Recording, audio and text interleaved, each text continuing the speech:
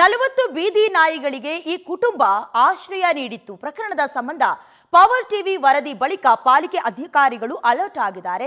ಬೀದಿ ನಾಯಿಗಳಿಗೆ ಆಶ್ರಯ ನೀಡಿದ ಮಾಲೀಕನಿಗೆ ನೋಟಿಸ್ ನೀಡಲಾಗಿದೆ. ಏನೇ ಕ್ರೇಜ್ ಇದ್ರೂ ಮ್ಯಾಕ್ಸಿಮಮ್ ಒಂದು 5 ರಿಂದ 6 ನಾಯಿಯನ್ನು ಸಾಕ್ತಾರೆ. ಅದರಲ್ಲಿ 40 ನಾಯಿಗಳಿಗೆ ಆಶ್ರಯ ಕೊಟ್ಟಿದ್ರು. ಬೀದಿ ನಾಯಿಗಳಿಗೆ ಆಶ್ರಯ ನೀಡಿದ ಮಾಲೀಕನಿಗೆ ನೋಟಿಸ್ ಕೊಡಲಾಗಿದೆ. ರಾಯಚೂರು ನಗರದ SBH ಕಾಲೋನಿಯಲ್ಲಿ ಘಟನೆಯಾಗಿರುವುದು. ಬೀದಿ ನಾಯಿಗಳಿಂದ 2.5 ವರ್ಷದ ಬಾಲಕಿ ಮೇಲೆ ದಾಳಿಯಾಗಿತ್ತು.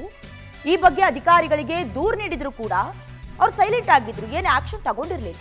ಅದಾದ ನಂತರದಲ್ಲಿ ಪವರ್ ಟಿವಿ ವರದಿ ಮಾಡಿತು. ಅಧಿಕಾರಿಗಳು ಎಚ್ಚೆತ್ತುಕೊಂಡ್ರು, ಅಲರ್ಟ್ ಆದ್ರು.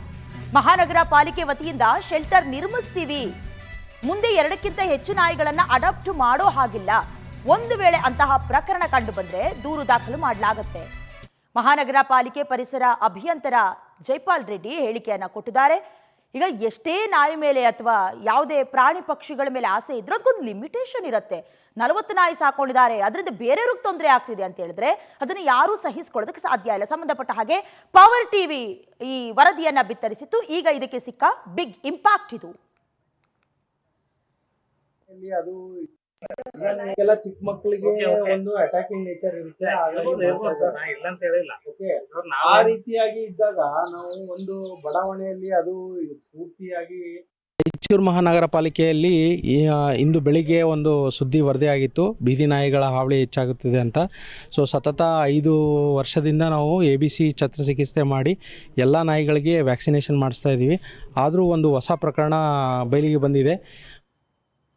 ಇದೇ ವಿಚಾರಕ್ಕೆ ಸಂಬಂಧಪಟ್ಟ ಹಾಗೆ ಹೆಚ್ಚಿನ ಡೀಟೇಲ್ಸ್ ಅನ್ನ ಕೊಡ್ತಾರೆ ನಮ್ಮ ಪ್ರತಿನಿಧಿ ನೀಲಕಂಠ ಸ್ವಾಮಿ.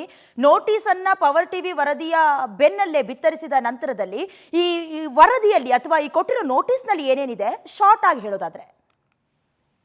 ದಯಾನ, ನಿಜಕ್ಕೂ ಹೇಳ್ಬೇಕು ಅಂದ್ರೆ ಪವರ್ ಟಿವಿ ಯಾವಾಗ ವರದಿ ಮಾಡುತ್ತೆ ಬಾಲಕಿ ಮೇಲೆ ಬೀದಿ ನಾಯಿಗಳು ದಾಳಿ ಮಾಡ್ತವೆ, ಅವು ಕೂಡ ಸಾಕಿರುವಂತ ಬೀದಿ ನಾಯಿಗಳು ಈ ಎರಡು BHK ಮನೆಯಲ್ಲಿ 40 ನಾಯಿಗಳನ್ನ ಇಟ್ಕೊಂಡು ಸಾಕಿದ್ರು. ಇದಕ್ಕೆ ಸಂಬಂಧಪಟ್ಟಂತೆ ಪವರ್ ಟಿವಿ ನಿನ್ನೆ ಅಷ್ಟೇ ಸುದ್ದಿ ಬಿತ್ತರಿಸಿತ್ತು. ಸಂಜೆ 7 ಗಂಟೆಗೆ ಮತ್ತೆ ಬೆಳಗ್ಗೆ 7 ಗಂಟೆ ಹೊತ್ತಿಗೆ ಮನೆಗೆ ಭೇಟಿ ನೀಡಿ ಪರಿಶೀಲನೆ ಮಾಡಿ ಅವರಿಗೆ ನೋಟಿಸ್ ಅನ್ನ ಕೊಡೋದು. ನೋಟಿಸ್ ಅನ್ನ ಏನ್ ಮಾಡಿದೆ, 40 ನಾಯಿಗಳನ್ನು ಕೂಡ ಮಹಾನಗರ ಪಾಲಿಕೆಗೆ ಹಸ್ತಾಂತರಿಸಬೇಕು ಮತ್ತು ಅವುಗಳಿಗೆ ಶಸ್ತ್ರಚಿಕಿತ್ಸೆ ಮಾಡಿ ಅವುಗಳಿರ್ಬೇಕಾದಂತ ಸ್ಥಳಗಳಿಗೆ ಬಿಡ್ತೀವಿ ಅನ್ನೋ ನಿಟ್ಟಿನಲ್ಲಿ ದೇವೇಂದ್ರ ಮಿತ್ರ ವಕೀಲರಾಗಿರ್ತಾರೆ, ಅವರಿಗೆ ನೋಟಿಸ್ ಅನ್ನ ಕೊಟ್ಟಿರೋದು. ಒಂದು ವೇಳೆ ಒಪ್ಪದೆ ಹೋದ್ರು ಕೂಡ ದೂರು ದಾಖಲಿಸ್ತೀವಿ ಅನ್ನೋ ನಿಟ್ಟಿನಲ್ಲಿತ್ತು. ಹಾಗಾಗಿ ಎಲ್ಲೋ ಒಂದ್ ಕಡೆ ಮಾಲೀಕರು ವಿಧಿ ಇಲ್ಲದೆ ಒಪ್ಕೊಂಡಿದ್ದಾರೆ. ಯಾಕಂದ್ರೆ ಬಾಲಕಿ ಮೇಲೆ ಹಲ್ಲೆ ಮಾಡಿದಂತ ಪ್ರಕರಣ, ಅವರು ನಾನ್ ವೆಜ್ ಹಾಕಿ ಇರ್ತಕ್ಕಂಥ ಸಂದರ್ಭದಲ್ಲಿ ಇಡೀ ಬಡಾವಣೆ ಜನರು ಇಲ್ಲಿ ಭಯ ಪಡುವ ಪರಿಸ್ಥಿತಿ ಇತ್ತು. ಅಧಿಕಾರಿಗಳು ಯಾವುದೇ ರೀತಿ ಆಕ್ಷನ್ ತಗೊಂಡಿರ್ಲಿಲ್ಲ. ಪವರ್ ಟಿವಿ ನಿನ್ನೆ ಅಷ್ಟೇ ಸುದ್ದಿ ಬಿತ್ತರಿಸಿದ ನಂತರ ರಾತ್ರಿ ವೇಳೆಗೆ ಅಲ್ಲಿ ಸ್ಥಳಕ್ಕೆ ಭೇಟಿ ನೀಡಿ ಪರಿಶೀಲನೆ ಮಾಡಿ ಮಾಲೀಕನಿಗೆ ನೋಟಿಸ್ ನೀಡಿರ್ತಕ್ಕಂಥದ್ದು.